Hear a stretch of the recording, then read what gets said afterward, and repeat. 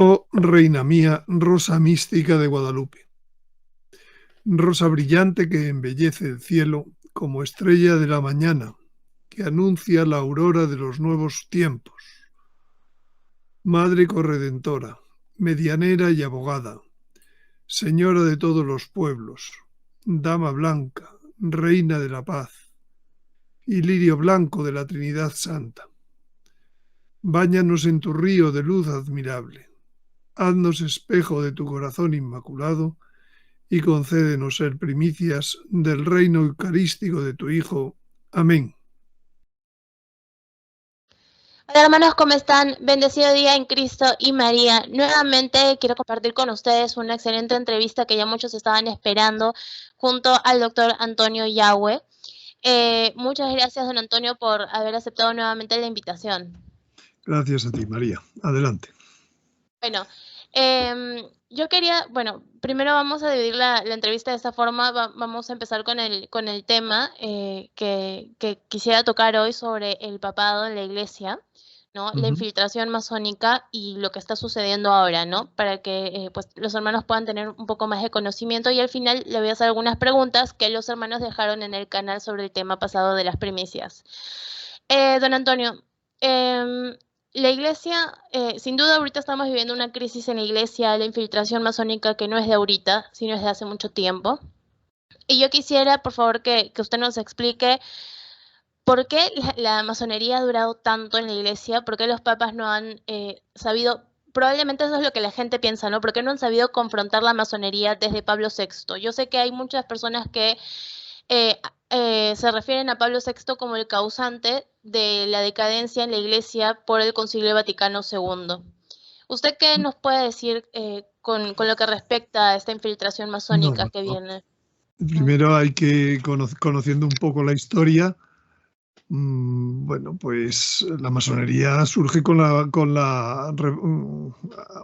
más que surgir, se empieza a desarrollar mucho con la Revolución Francesa, que estamos hablando de 1789. Entonces, todo el siglo, todo el 1800, y luego ya el 1900, por supuesto, pues ha sido pues muy, muy activa, ¿no? Entonces, la primera vez así que, bueno, dentro de que yo he buscado y he visto una influencia clara de masónica, fue en el cónclave de la elección de San Pío X, año 1904. Había entre unos 60 cardenales que fueron al cónclave, mayoría italianos, por supuesto, pero bueno, pues empezaron las votaciones, y el cardenal que había sido el secretario de Estado de León XIII, León XIII era el que acababa de morir, un pontificado largo, de casi 30 años, pues los últimos 16 años había sido cardenal, secretario de Estado, si no me recuerdo mal, creo que se llamaba Rampolla, ¿no? Algo así. Y entonces, pues era el que iba en las votaciones ganando adeptos, y llega un momento en donde el cardenal de Polonia le saca una cosa que entonces existía, la posibilidad de que una serie de reyes o emperadores católicos tenían la posibilidad de vetar a una persona en él. Y entonces el cardenal de Polonia saca el veto que le había encargado sobre Rampolla, el emperador austrohúngaro, ¿no? Entonces, bueno, ¿cuáles son las razones de ese veto? Pues no se sabe con seguridad, pero parece ser que pertenecía a la masonería. Y entonces tienen que volver a empezar a las votaciones, y el resultado de esa segunda ronda de votaciones es que es elegido San Pío X. Estamos hablando del año 1904. En 1904 casi llega a ser papa un masón, o que parecía que era masón, vamos. Con lo cual esto no viene de Pablo VI. Después, San Pío X, una de las cosas contra las que se caracteriza su pontificado es contra la lucha contra el modernismo. El modernismo y la masonería pues encajan como el anillo al dedo, ¿no? Después, bueno, pues se produce la Primera Guerra Mundial. Entre las dos guerras pues hay otros papas, entre otros un santo que es San Pío IX, San Pío IX, ¿no? Después, al final de la Segunda Guerra Mundial, el Papa es Pío XII. No, Pío no es anterior, perdón, Pío XI es el que es, o sea, Pío X, Pío XI y Pío XII son los tres seguidos, ¿no? Entonces, pues Pío XII, por ejemplo, hay cosas que hace pues muy bien, como por ejemplo pues el dogma de la Asunción, ¿no? Y sin embargo hay otras cosas pues a las que pues también podríamos decir, pues hombre, podría haberlo hecho mejor, ¿no? Como pues por ejemplo le hace la solicitud en las apariciones de Ámsterdam, la Virgen le hace la solicitud del quinto dogma mariano, ¿no? Cosa que hasta el final pues no la hace, termina muriendo sin hacerla. Entonces se nombra a Juan XXIII. Juan XXIII pues parece que es como un compromiso que hay entre las distintas tendencias que había entre los cardenales, un compromiso como diciendo, nombramos a una persona muy mayor, porque como se morirá pronto, pues pronto ya iremos a otro cónclave en el que efectivamente tenía 79 años, creo, cuando lo eligen, pero sin embargo, pues en sus 5 años de pontificado, pues resulta que convoca un concilio, ¿no? Entonces, eso que eran tendencias más o menos ocultas, pues surgen, se levantan, ¿no? En un concilio, pero finalmente el concilio, entre lo que hace el propio Papa Juan XXIII y su sucesor, que es Pablo VI, pues termina bien, termina todos contentos, y con unos textos magisteriales pues válidos. Lo que pasa es que luego viene la parte de la interpretación de aquellos textos legales, ¿no? Y en la interpretación es donde se han introducido pues entre la curia, alta curia, muchos masones, ¿no? El principal pues es al que se le confía la reforma litúrgica, y por eso todo esto tiene enseguida, bueno, pues tiene el eco de la nueva misa, que pues unos años después, pues hacia el año, el concilio termina en el 65, pues todos estos cambios se producen.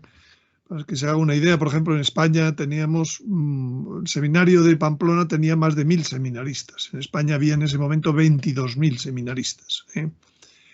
Y pues en 2 años pues quedaron una docena.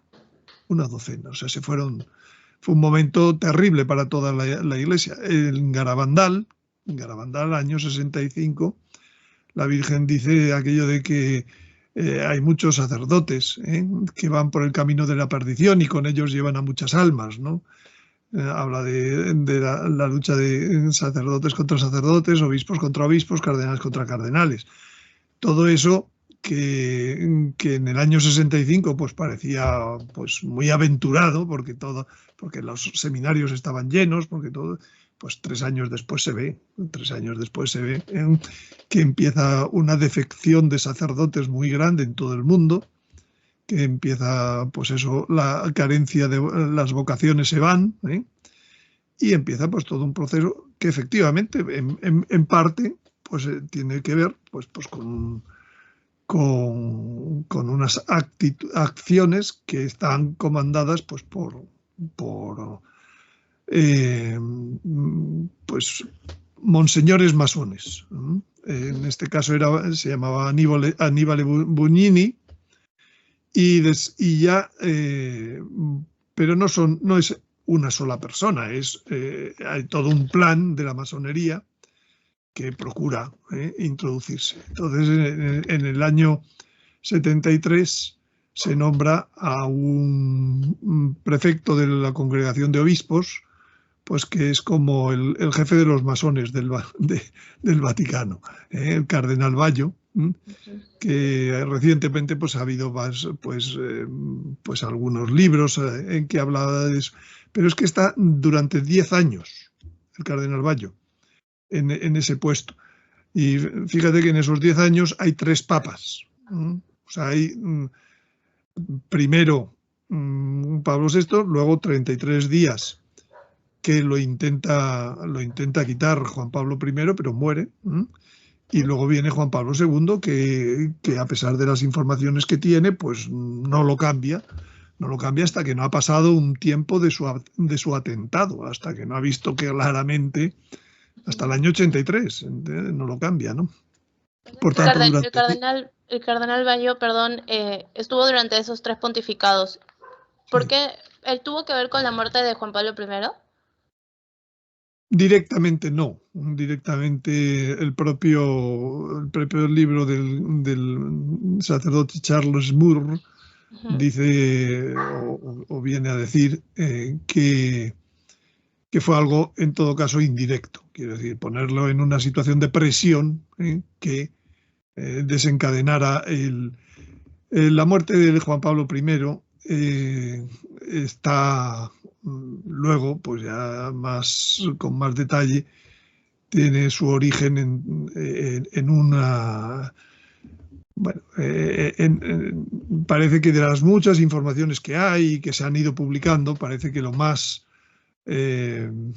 evidente es pues que sí, que entran en su alcoba pues 2 personas y le ponen una inyección que es la que las 2 personas que entran al poco tiempo están muertas, típico de estas cosas, ¿no?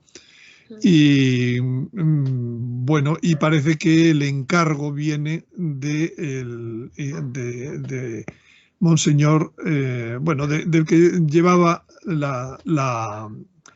el Banco Vaticano, lo que sería el Banco Vaticano, ¿no? Que también estaba llevado por un masón, ¿no? Al fin y al cabo, ¿no? Entonces, bueno, eso que por ejemplo, Juan Pablo I había decidido enfrentarse a ello, pero ya, pues, también habían decidido los masones acabar con él, pues, sin embargo, pues Juan Pablo II, pues, no lo considera, la información que le dan, no la considera con la misma gravedad como para, lo cual, una de las cosas que ocurren es el atentado, que sin duda en ese atentado, pues aunque no la mano ejecutora pues viene del otro lado del telón de acero, pues sin embargo, pues qué duda, no cabe duda que estaba pues probablemente también promovido pues por esta masonería, ¿no? Entonces, uno dice, bueno, ¿cómo es posible? La pregunta que tú dices, ¿no? ¿Cómo es posible que esto haya sucedido? Bueno, por un lado, sí, hay muchas consideraciones que podemos hacer, ¿no? La primera es que la Iglesia tiene que pasar por una prueba, ¿no? Una prueba, una pasión, muerte y resurrección. O sea, lo mismo que Jesucristo pasó por una pasión, muerte y resurrección, pues dentro de las dificultades que siempre la Iglesia ha tenido en todos los tiempos, hubo tiempos en donde los arrianos pues eran mayoría, ¿no? Hubo tiempos donde ha habido tiempos pues muy malos, el siglo de hierro, el siglo IX, siglo X, luego ha habido pues papas pues que moralmente pues eran muy penosos, ¿no? Pues sin embargo en el siglo XX con papas que eran personas muy virtuosas y piadosas, pues sin embargo pues el Señor ha permitido, porque tiene que purificar la Iglesia a través de una pasión, muerte y resurrección. La muerte todavía no ha llegado, estamos en la pasión, pero esa pasión no era cosa de 2 días, como se ve. Esa pasión, pues ya he dicho, desde 1904 está la masonería siendo el instrumento en que va atacándolo. Entonces, para mí lo que es muy sorprendente es que la Iglesia durante un siglo pues ha resistido esos ataques. O sea, los papas, haciendo lo que han podido hacer contra ese enemigo diabólico, pues finalmente pues la Iglesia no se ha ido al garete, no se ha ido es que no quiero utilizar una palabra que a lo mejor es muy española, pero que no significa nada fuera, ¿no? O sea, no se ha acabado la Iglesia. O sea, lo que es milagroso es que lleva un ataque de 122 años, muy directo, y la Iglesia ahí está. Y ahí seguimos pues con los sacramentos, ahí seguimos con todas las... bueno, pues sabemos cuáles son los mandamientos, sabemos cuáles son las cosas. Pues sí, han pasado muchas dificultades, muchas deserciones, muchos... como queramos, la Virgen ha tenido que aparecerse bastantes veces para advertir de las desviaciones, de lo que fuera, pero podemos decir, la Iglesia ahí está, lo cual para mí significa que el Espíritu Santo es quien guía a la Iglesia. No es el Papa tal ni el Papa cual, no es el teólogo A ni el teólogo B, no es el comentarista que hace este tipo de webs que atacan pues al Papa o que tal. No, al final la Iglesia ahí está. ¿Por qué? Porque quien la conduce es el Espíritu Santo. Y en esas circunstancias, pues los papas pues han hecho lo que han podido. Yo tengo un ejemplo pues muy llamativo, porque hay un cardenal, que es el cardenal Herranz, ya tiene más de 90 años, ha publicado una serie y que ha trabajado más de 50 años. Empezó pues como un sacerdote sin más y terminó como arzobispo, ¿no? Y durante 40, 50 años ha estado en la curia, en lo más alto, ¿no? Por ejemplo, a él le encargó Benedicto XVI el presidir la comisión de investigación del Batilix, que es otro. El Batilix es la masonería actuando contra Benedicto XVI, en donde pues le roban una serie de documentos que tenía en la mesilla de noche de su habitación, y se los roba pues un mayordomo, un mayordomo. Este es el Batilix. Bueno, pues este cardenal Herranz, pues va narrando muchas cosas de las que han ido pasando en los tiempos que él ha estado allí, ¿no? Él es del Opus Dei, él conoció y vivió pues con San José María, y él narra pues cómo San José María pues tenía una amistad con el cardenal Bayo. San José María es un santo. Claro. San José María sufrió muchísimo por la deriva postconciliar, de interpretación postconciliar, y sin embargo resulta que uno de sus amigos, pues no creo que sería, pues que logró, vamos a decir, ganarse la confianza. Un masón se logró ganar la confianza de un santo, un gran santo, frente a un gran masón. O sea, que no es nada fácil el decir, no, es que, ¿por qué no hicieron? Porque no hicieron, bueno, desde el propio Evangelio hay muchos ejemplos de cómo trabaja los enemigos de nuestro Señor, ¿no? Ahí tenemos, pues cuando le mandan pues unos escribas de Jerusalén para decir, oye, ¿tú con qué haces haciendo esto, ¿no? Y el Señor pues tiene que atacar, vamos, darles duro, ¿no? O sea que donde está lo bueno está lo malo. Es otra de las conclusiones de todas estas cosas, ¿no? O sea que el demonio, para llegar a más, pues donde tiene que llegar es más arriba, porque es de donde se llega más. No sé, Claro. esta es una primera introducción, ¿no? Luego está cómo una parte es los papas, pero otra parte es el pueblo. O sea, el pueblo cómo ve esto. El pueblo lo que no puede ser es un simplista, o no debe ser un simplista, ¿no? Y entonces decir, pues ponerse a juzgar.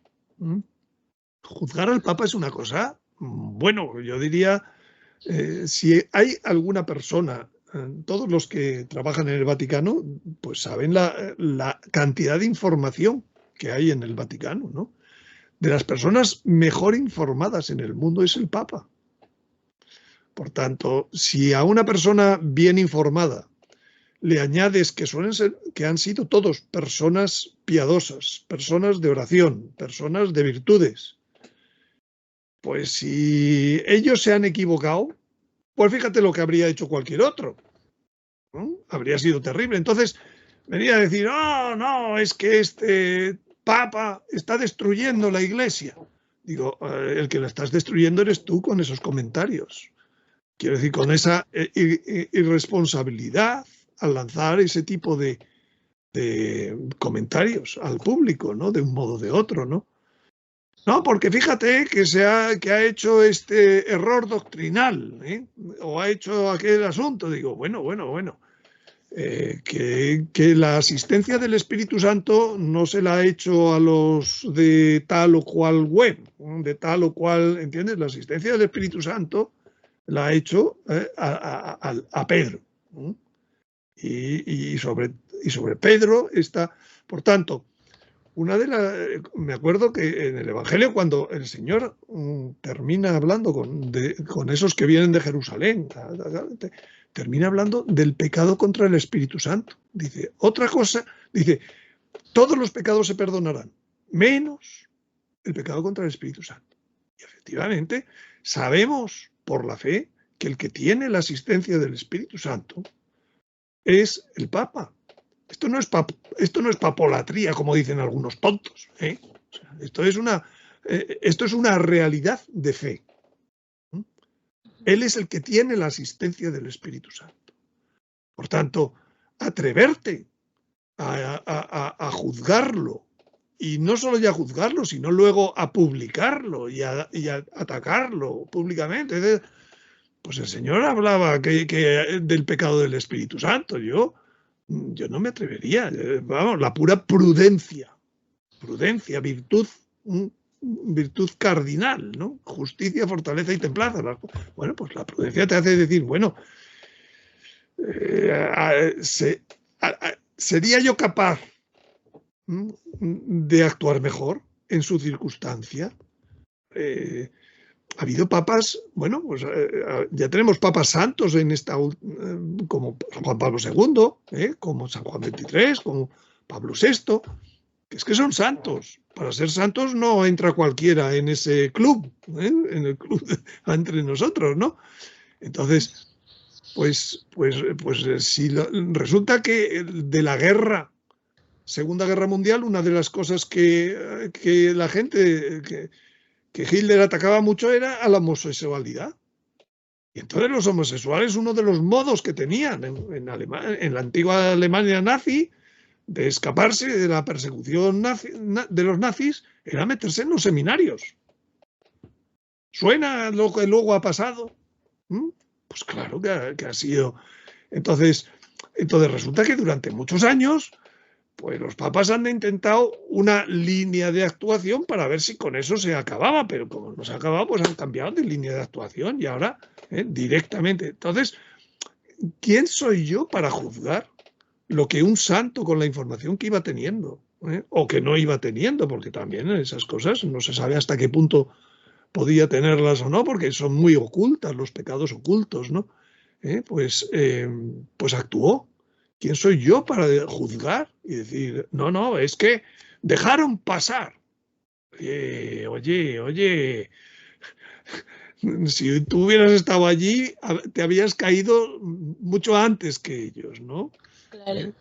Yo estaba viendo su video y que le recomiendo mucho a los hermanos que vean este video, Gobernar la Iglesia, historias reales de los 7 papados. Es una serie de 3 videos, ¿no? Que está Sí. bastante completo. Hay muchas cosas que yo no sabía, por ejemplo, y que algo que había apuntado acá es que Edward Gañón había intentado dar toda la información de esta masonería a 3 papados, ¿no? A 3 papas, Pablo VI, que no quiso tocar mucho el tema, creo que porque estaba muy mayor, ¿no? Sí, de Ya. hecho murió 3 meses después del primer encuentro con Gañón. Ujú, O sea, estaba ya realmente en las últimas. No era, ajá. era un tema muy gordo para afrontarlo una persona que está en las últimas, ¿no? Que ya no se sentía con fuerzas, ¿no? O sea, el juicio tendría que ser pues mucho más misericordioso, ¿no? Para decir, ¿no? Claro, Sigue, sigue. Edward Gañón tenía, para quienes no sepan, todo el informe de quiénes eran los masones, que incluso estaban nombrando obispos masones también, ¿no? Dentro de la iglesia.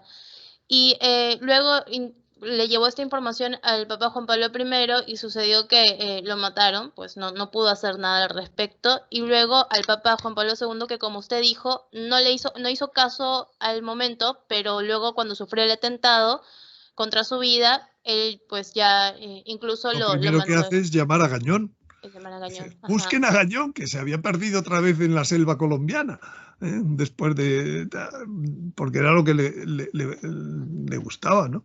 Hoy en día, pues bueno, pues Gañón llegó a ser cardenal, etcétera, pero es curioso, por ejemplo, cómo en la beatificación de San José María, escriba, Ujú.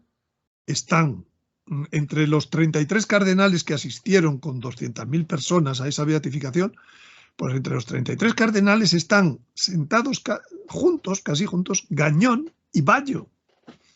Ujú. Es que tiene, o sea, precisamente, pues el que era el jefe masón y el que fue el investigador de todo, ¿no? ¿Entiendes? O sea, es que esto no es tan fácil. Es decir, no, voy a limpiar, voy a limpiar. Si fuera tan fácil, pues seguramente lo habrían hecho. De hecho, una vez que ya pasó todas estas cosas, pues, a Juan Pablo II le engañaron otra vez con todo el tema de la pederastia. ¿Qué pasó con...? De pronto la Virgen empieza a aparecerse al lado de Roma en Civitavecchia llorando, con ya lágrimas de sangre 14 veces. El propio Juan Pablo II pidió que le llevaran a él al párroco que fuera a cenar con él y que le llevara la imagen, la veneró en el apartamento Vaticano, y luego fue 2 veces de incógnito a venerar él, porque claro, lo lógico es que él se preguntaba por qué viene a llorar a Roma. Claro, en el momento, eso era el año 94. El año 94 era el 50 aniversario sacerdotal de una persona pues, que ha tenido mucho que ver en todo esto, que era el fundador del movimiento de los legionarios, ¿no? Marcial Maciel. Y a la vez que le felicitaba por sus 50 cumpleaños, pues estaba ocurriéndole todo esto, ¿no? Luego este sacerdote, pues le presentaba a sus hijos, tenía 3 hijos, ¿eh? Se los presentaba a Juan Pablo II como sus sobrinos. O sea, es que no es nada fácil, ¿no? Todas estas cosas. Y bueno, y lo mismo pues pasó con Benedicto XVI. Benedicto XVI, el día 1 de su pontificado, dijo, rezad por mí para que los lobos, el que estaba allí desde hacía bastantes años, pues no acaben conmigo, ¿no? Pero llegó un tiempo, cuando llevaba un tiempo ya de 8 años de pontificado, dijo, no tengo fuerzas, yo, por personas, bueno, de alto nivel político, pues me dijeron que efectivamente es que Benedicto XVI tenía una leucemia. Había comenzado una leucemia. Y entonces, lógico que se sintiera como Pablo VI se había sentido antes, sin fuerzas atacar todo lo que estaba él ya había empezado a atacarlo fuertemente, toda la pederastia, todas esas cosas. En el momento que dejó Roma y se fue a Castel Gandolfo, pues le pudieron tratar con mayor esto y sanó de esa leucemia. Por eso, que vivió luego 10 años más. Pero no es que se fuera porque... entienda. Estas cosas, pues probablemente se sabrán pues el día que haya un proceso de canonización de Benedicto XVI, si es que lo hay, ¿entiendes? O sea, entonces, a mí me parece pues muy, muy, muy aventurado. Por eso he querido hacer esos vídeos con anécdotas concretas, con lo que está escrito y publicado en muchos libros y otros muchos que no he podido tener ni tiempo para leer, y algunos que aunque haya tenido tiempo para leer, de periodistas, pues de las personas que fue su portavoz, que fue de Juan Pablo II, pues periodistas famosos en el Vaticano, etc. Cuando uno se da cuenta de la cantidad de cosas que se han publicado, son muchas. Esto que he contado de cómo se murió, cómo mataron a Juan Pablo II, pues es una visión que está publicada por un famoso periodista vaticano, que proviene de una monja que se llamaba la monja Érica, que era la secretaria de un cardenal, del cardenal, ahora ya no recuerdo, un cardenal alemán, que fue, bueno, elevado a cardenal en los últimos momentos de su vida, ¿no? Quiero decir que no son gente que su testimonio sea fácilmente decir, pues me han engañado, me ha querido engañar. No, son gente que han sido santos, que hay visiones, bueno, pues lógicas, etcétera, detrás de todas esas informaciones, ¿no? Hay algo que yo estaba viendo en este video que usted nos ha presentado, es que el Papa Pablo VI, bueno, el Papa Pablo VI había escrito su renuncia, ¿no? Y que al inicio, creo que es como, no sé si lo que ha pasado recientemente con este pontificado, pero el Papa Pablo VI lo tenían él como un papa progresista, ¿no? Y tenía como que muchos amigos alrededor de él, pero lo dejaron solo frente a los problemas doctrinales que se iban presentando. Al final, Papa Pablo VI se sentía como solo, ¿no? Bueno, algo parecido le ha pasado al Papa Francisco. Había unas expectativas de que hiciera una serie de cosas, tal, y como no cumple las expectativas, pues lo abandonan, lo dejan. Yo vi que Antonio Socci, el que he dicho, Antonio Socci, sí. Antonio Socci comentó que al inicio, cuando a Francisco salió como papa, todos sus amigos, obispos cardenales, lo aplaudieron, sobre todo los que son del lado progresista de la iglesia, pero ahorita como que lo que dice Antonio Socci, literal, es que como que lo han estado presionando para que se apuren a aprobar cosas que van acorde a sus ideologías progresistas, pues, ¿no? Entonces, Antonio Socci decía, y eso que Antonio Socci sacó un libro diciendo no es Francesco, ¿no? No es Francisco, y daba pues todas sus investigaciones, ¿no? Él no lo consideraba un papa válido, pero él mismo decía que como que el Papa Francisco está entre la espada y la pared, ya, ¿no? Porque... Hay mensajes dados a videntes pues de hace mucho. Mucho significa el año 16 en concreto. Yo recuerdo un mensaje recibido por un vidente argentino que en aquel momento, pues cuando yo lo leí, pues me pareció muy acertado, pero es que conforme va pasando el tiempo es cada día más acertado. Ese mensaje decía que había como dos tendencias en la Iglesia, una tradicionalista y otra progresista. Y entonces, pues cada uno esperaba unas cosas del Papa, cada uno intentaba sacarle al Papa lo que era de su tendencia, ¿vale? Y entonces, como no lo iban sacando, pues iban cada uno tirando de él. Y dice el Señor, dice, al final van a ganar los tradicionalistas. pero como lo dice siempre en posibilidad, porque es algo de futuro, no lo dice. Dice al final, pues si seguís así, al final vais a ganar así vosotros. Dice, pero el que pongáis en la sede de Pedro os engañará un poco después de que lo hayáis puesto. O sea, está diciendo de dónde viene el falso profeta con ese mensaje. ¿Usted cree que el falso profeta venga? Eso yo pensaba antes, ¿no? Porque ahorita todos piensan, y mucha gente piensa, que el Papa Francisco es el falso profeta. Bueno, yo particularmente no he dado mi opinión en mi canal porque tampoco quiero afirmar algo de lo que yo no puedo estar segura. Yo siempre he dicho que yo no lo considero un falso profeta porque tendría que estar gobernando al mismo tiempo que el anticristo, ¿no es cierto? Sí, no solo eso, sino que además el capítulo 13 del Apocalipsis habla de que el falso profeta, pues sí, habla como una víbora, o sea, y eso pues muchas personas dicen, pues lo cumple, ¿no? Pero dice que hará milagros, hará bajar fuego del cielo. Y entonces yo siempre digo, todavía no, ¿verdad?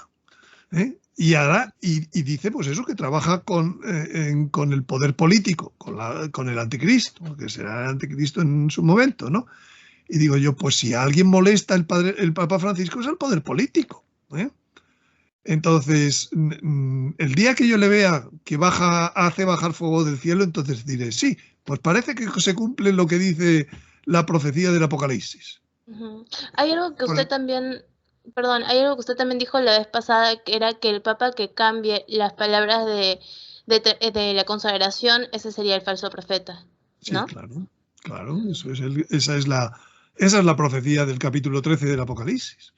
El que de un modo o de otro pues va a acabar con el sacrificio perpetuo e instalar en el área, en el lado del templo, en el ala del templo, la abominación de la desolación. Entonces, bueno, pues para eso hay que esperar. Pero estos otros mensajes que a lo mejor, bueno, como han pasado tiempo, como mensajes hay todos los días, pero al final en este momento se ven dos tendencias dentro de los cardenales, pues que cada cual apoya además pues a un candidato. Pero esto ha ocurrido en todo cónclave. Y entonces, claro, si lo que decía aquel mensaje pues es verdad, pero al final también todo esto, por ejemplo, en el caso de los tradicionalistas, ¿no? Los que buscan pues, por ejemplo, la misa que para ellos pues se ha dejado de poder decir con las facilidades que daba Benedicto XVI, etcétera, cosa que el Papa ha explicado por qué. Pero en cualquier caso, estas, que si no pierdo el hilo, o sea, decir que se me ha ido el hilo, la idea que quería decir, me volverá, no pasa nada.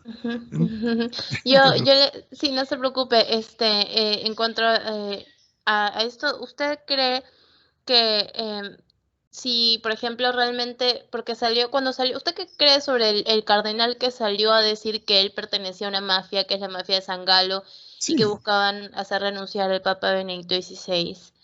Bueno, pues a ver, como durante 10 años estuvieron nombrando obispos por una persona que era masón, pues esa persona que era masón sabe que no es lo mismo el obispo de Nueva York que el obispo de Cincinnati, por poner un ejemplo, ¿eh?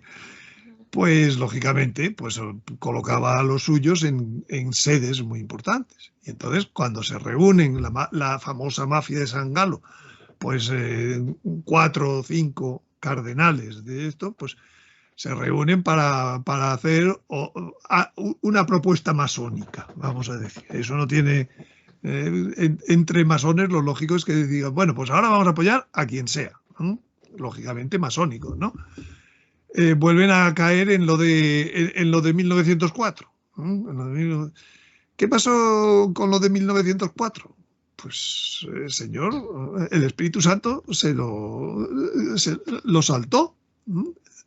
Bueno, pues aquí, si todo eso fuera cierto, vamos a decir, si todo eso fuera cierto, y que apoyaron dice, bueno, pero es que erais 4, erais 5.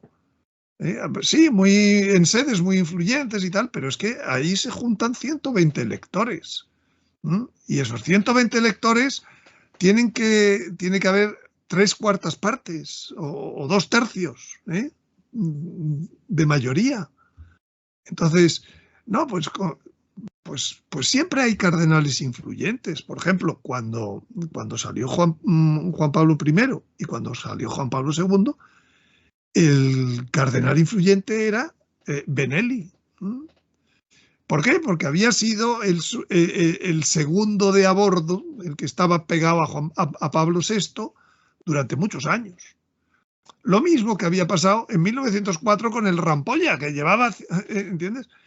Pero a diferencia de Rampolla, Benelli era el que logra evitar muchos ataques de la masonería. ¿Entiendes? Entonces, con esto que quiero decirte que es lógico que en cualquier cónclave. Ahora, pasan 20 años. Yo soy un cardenal ya que nadie se acuerda de mí, porque ya no puedo entrar al siguiente cónclave, y entonces, ¿cómo puedo volver a que mi figura vuelva a aparecer? Pues contando pues una cosa que vete a saber si es verdad, publicando un libro y sacando mucho dinero, ¿no? Eso por un lado, pero yo no sé si recordarás, pero no hace muchos años, pues otro cardenal decidió que él era muy amigo en cuanto le sacaron de su cargo en la curia, pues él se dedicó a ir a visitar a Benedicto XVI. Voy a recordar que era negro el cardenal. Y un día ese cardenal quiso sacar un libro en portada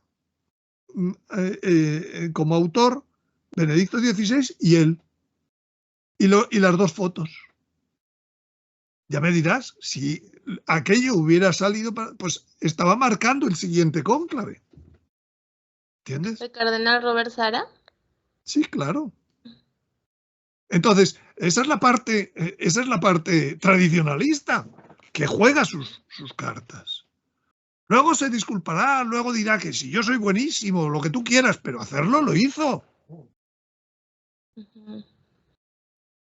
Y fue Benedicto el que tuvo que decir, quítenme de ahí. No quiero saber, así no han sido las cosas, como las presenta. Y sin embargo, pues hay muchas personas que siguen pensando que es el adecuado, ¿no? Cuidado. Y por ejemplo, yo estaba viendo que quien estaba en la Sagrada Congregación para los Obispos era Baggio, ¿no es cierto? El cardenal Baggio, que era masón, durante el pontificado de Pablo VI. Y quien está ahora como cardenal prefecto de la Doctrina para la Fe, Tucho Fernández. Y pues, ¿usted cree que sea masón también? Porque él escribió unos libros bastante anticatólicos y nunca salió Yo tengo algunos amigos en el Vaticano, ¿no? Y cuando ellos me hablan, el jefe no es ni mucho menos ese señor. Yo, si lo es o no lo es, no lo sé. No creo que el Papa lo haya nombrado porque lo es, o sea, porque desde luego, ya te digo que han engañado a santos. El propio cardenal Baggio engañó en su amistad y en sus consideraciones a un santo, ¿no? Entonces, si está donde está, desde luego no es porque el Papa sepa que es masón y diga, ahora voy a nombrar a este masón, que lo vamos a poner aquí y vamos a hacer todo el plan masónico sobre la Iglesia. No, en absoluto, eso no es. Y ya te digo, los que conocen bien el ambiente vaticano, a mí me han dicho quién es el jefe de los cardenales masones hoy, como en su día lo era Baggio, y desde luego no es en absoluto este. O sea, cuidado. Yo también, esas cosas que me dicen, pues hombre, todas son con cierta margen de equivocación, ¿entiendes? O sea, pero en cualquier caso, no hay que juzgar. No hay que juzgar. Las cosas que querían dentro de los apóstoles. Señor, ¿hacemos bajar fuego del cielo para que se coman a esos? Dice, si no sabéis el espíritu del que sois. Lo decía San Juan. San Juan. ¿Te das cuenta? La formación del Señor, lo que tuvo que hacer. Y luego, y el otro que dice, Señor, que no se te ocurra a ti que te pase esto de que te van a matar. Y apártate de Satanás. Y en el momento clave va y dice, yo no lo conozco. ¿El Señor lo quitó de en medio o lo mantuvo? Lo mantuvo. Entonces, ser simplista, simplificador en los juicios es gravísimo. Y con cualquier persona. Pero si encima lo haces con el Papa, estás muy cerca de un pecado con el Espíritu Santo, que es el que no se perdona. Don Antonio, y en el caso de que, por ejemplo, si hubo una irregularidad en el cónclave o haya Benedicto sido presionado para renunciar, su renuncia, dicen que su renuncia sería inválida y por tanto el pontificado siguiente no sería válido, ¿no? Eso es todo lo que han hecho de acuerdo a algunos estudios. Se estaría hablando de que, por ejemplo, el Papa Francisco sería un antipapa, que muchas personas lo tienen como antipapa, ¿no? Por estos estudios que han hecho del cónclave. Si fuera antipapa, como dicen, los nombramientos que él ha hecho no serían válidos tampoco, ¿no? A ver, yo cuando vuelvo al esquema general, ¿cuántos entran al cónclave? 120. ¿Es que son todos borregos? ¿Es que son todos que no saben lo que están haciendo? ¿No hay ninguno que sea especialista en derecho canónico? Que levante la mano y diga, oiga, ¿está usted haciendo la quinta votación? No hicieron eso. Dijeron, invalidamos la cuarta, porque había una papeleta de más. Y por tanto, si la hemos invalidado, hacemos una quinta votación, que es cuarta. Entonces luego ya podrán publicarse libros, ya podrán venir teólogos, pero lo que allí decidieron, allí estaba el Espíritu Santo, en un cónclave, ¿sí o no? Entonces, a mí me parecen esas cosas de un simplista en el análisis, un querer atacar a la persona, que atacar a la persona juzgándola de ese modo, ¿no? Entonces, y si encima seguimos construyendo, pues fíjate a dónde nos llegamos. Claro, todos sus nombramientos están mal. Claro, es que... Oiga, la división que está usted causando en la Iglesia, ¿cree que cuando llegue el día de su juicio, Dios va a mirar para otro lado? Es gravísimo ese tipo de sabios, que hay muchos en Internet, y gente que ha sido en otros momentos fiel y buena, ¿entiendes? Y sin embargo hoy, pues hacen unos análisis que te quedas diciendo, pero bueno, ¿a dónde estás llegando? Algunos de ellos yo los conozco personalmente. ¿Y usted cree entonces que sea el obispo vestido de blanco de la profecía de Fátima? Bueno, es que también cómo interpretamos la profecía de Fátima, porque siempre cuando había dos papas, todos tendíamos a decir que eran dos personajes distintos, sí. El obispo vestido de plata y el papa. Ahora que solo hay uno, a lo mejor pues no eran dos personajes distintos, era el mismo, ¿entiendes? Entonces, bueno, cuidado. De nuevo, es que para todas las cosas de Dios, para todas las cosas de la interpretación profética, hay que decir lo que haya que decir de tus estudios, de tus trabajos y tal, pero todo con cierto margen de me puedo equivocar. Porque para decir yo siempre estoy en la verdad, pues a mí me critican cantidad en mi canal porque me sigo manteniendo todavía fiel a que el Papa es el Papa, es Francisco, que lo que dice lo dice por algo, que lo que hace lo hace por algo, y entonces pues a mí me llaman de todo. ¿Por qué? Porque son todos del trueno, ¿eh? Los hijos del trueno. Lo que dice la primera carta del Apocalipsis a la iglesia de Éfeso. Dice, si es que lo has hecho muy bien, ¿eh? Le dice el Señor, empieza la carta felicitándolo, dice, porque has buscado a los herejes, ¿no? Más de un modo, ¿eh? Y los has descubierto y los has planteado. ¿Ya? Si lo has hecho todo muy bien, dice, pero tengo contra ti una cosa. Has perdido tu primera caridad. Lo estás diciendo con celo amargo. Yo en el momento que a una persona la oigo decir Bergoglio, digo, celo amargo. Y detrás del celo amargo, mal juicio. Y hay muchos que no hablan nunca del Papa Francisco, hablan de Bergoglio. Para mí es inmediato prueba de que no. Don Antonio, no sé si le puedo hacer esta pregunta que es un poco más personal. No más. Yo aquí no te he puesto ningún límite. Bueno, usted era amigo del doctor Rafael Arango, ¿no? Sí. Usted, bueno, no sé si llegó a ir a Colombia, pero yo me acuerdo que ustedes se conocían, ¿no? Y compartían mucho estos temas de los últimos tiempos.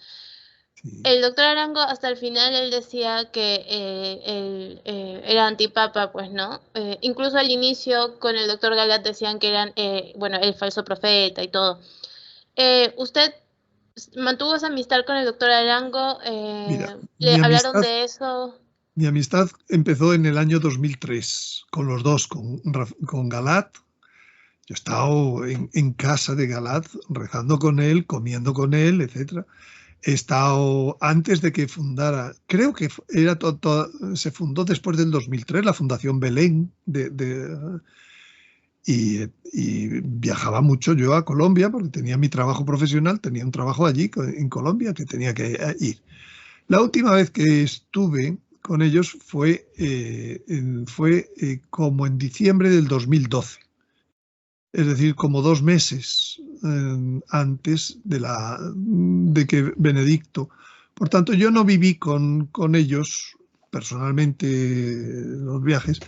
Yo lo que vi fue ya de que ellos, pues desde el canal Teleamiga, en el que ellos hablaban, pues inmediatamente se sumaron a una serie de críticas que le hacían especialmente sacerdotes argentinos, que era de donde el Papa había sido obispo. Es como si dijeran ahora, pues vamos a atacar desde... Bueno, el hecho es que empecé a ver aquella deriva y cuando yo en el 2015 pues me preguntaban, estaba en México y me preguntaban por qué opinaba, etcétera, pues no, yo decía, yo es que opino al revés que él.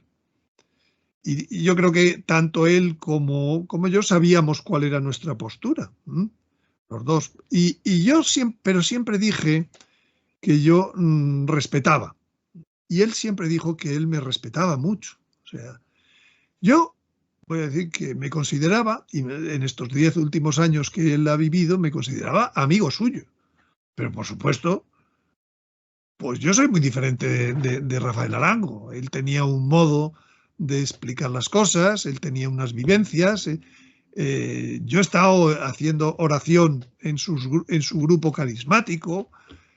A mí, pues cuando he estado en la Fundación Belén, sus libros, me volvía a España con un paquete de libros que me colocaba.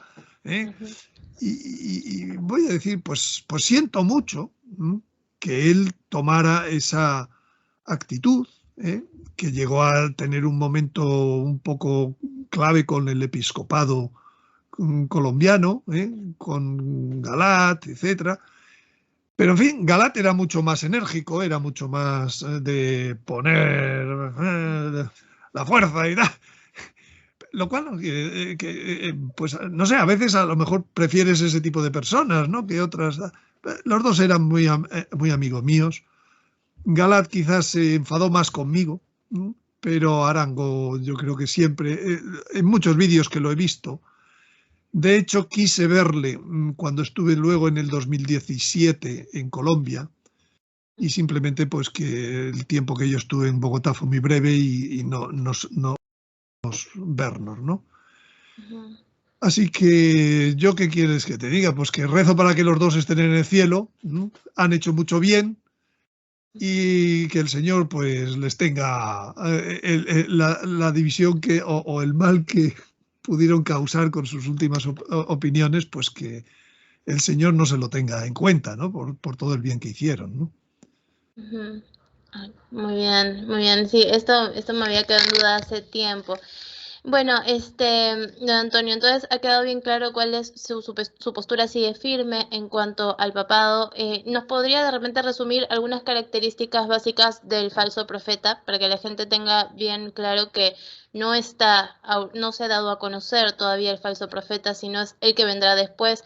Porque de hecho la profecía de Peñablanca decía que después de el pontificado de Juan Pablo II viene su sucesor, luego vendrá otro, al fin la iglesia caerá, terminados los reinados papales, la iglesia caerá. Entonces, se supone que tendría que ser hasta este pontificado, ¿no es cierto?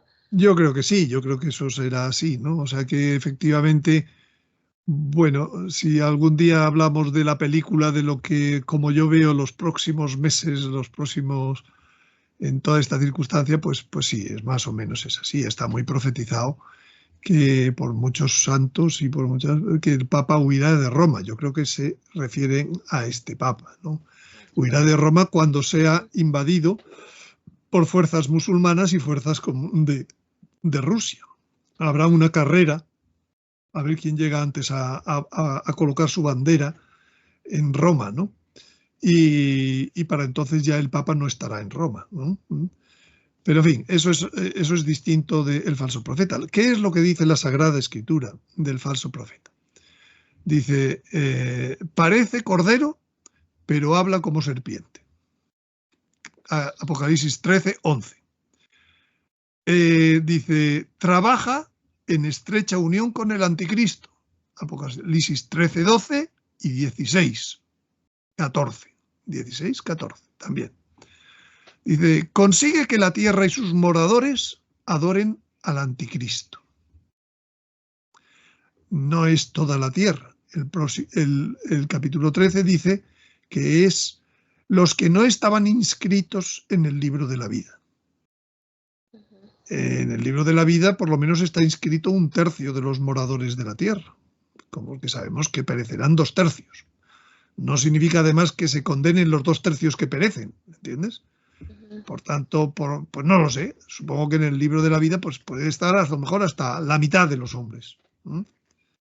Por tanto, aunque este trabaje y diga aquí que consigue que la tierra y sus moradores adoren al anticristo. Bueno, Apocalipsis 13:12. ¿Y cómo lo consigue? Por medio de, primero, un decreto que es la abominación de la desolación, que es la supresión de la Eucaristía. 2, con grandes señales, principalmente dos señales. Una, las dos señales las ejecuta delante de la bestia, delante del anticristo. Okay. La primera señal es hace bajar fuego del cielo a la tierra delante de los hombres, o sea, notoriamente. ¿Literal? ¿Eso es de forma literal? Sí, claro. Lo mismo que fue de lo literal que hizo Elías, hizo bajar fuego del cielo A Abraham, su sacrificio fue bajar fuego del cielo, claro que sí. Eso no es una novedad, ¿entiendes? Es una novedad para los que han vivido solo 30 años. Bueno, dice, y la última señal dice que los moradores de la tierra que hagan una imagen en honor a la bestia. Le fue dado, el signo no es que hagan la imagen, el signo es lo siguiente, le fue dado infundir espíritu en la imagen de la bestia, para que hablase la imagen e hiciese morir a cuantos no se postrasen ante la imagen de la bestia. Esas son las señales. ¿Cuál será la imagen de la bestia? Pues no sé si será una foto del anticristo, no sé lo que será, ¿entiendes? Pero en el fondo lo que quiere es hacer algo parecido a la Eucaristía. La Eucaristía tú no ves, pero sabes que está vivo dentro de esas especies sacramentales. El demonio siempre intenta ser la mona de Dios, repetir las cosas que Dios hace, ¿no? Y entonces, pues este es el esquema que marca el Apocalipsis. Un señor que hará el decreto fundamental, y para hacer ese decreto hay que ser papa, y hay que ser papa legítimo, y por tanto válidamente, más que legítimo, válido, válidamente elegido. ¿Por qué? Porque puede ocurrir la legislación actual para elegir al papa. Una de las cosas que exige es que la elección sea en el Vaticano y que sea en la Capilla Sixtina y que los electores estén alojados en Casa Santa Marta. Es que todo eso lo puso Juan Pablo II en la legislación y nadie lo ha quitado. Benedicto, Francisco no lo ha cambiado.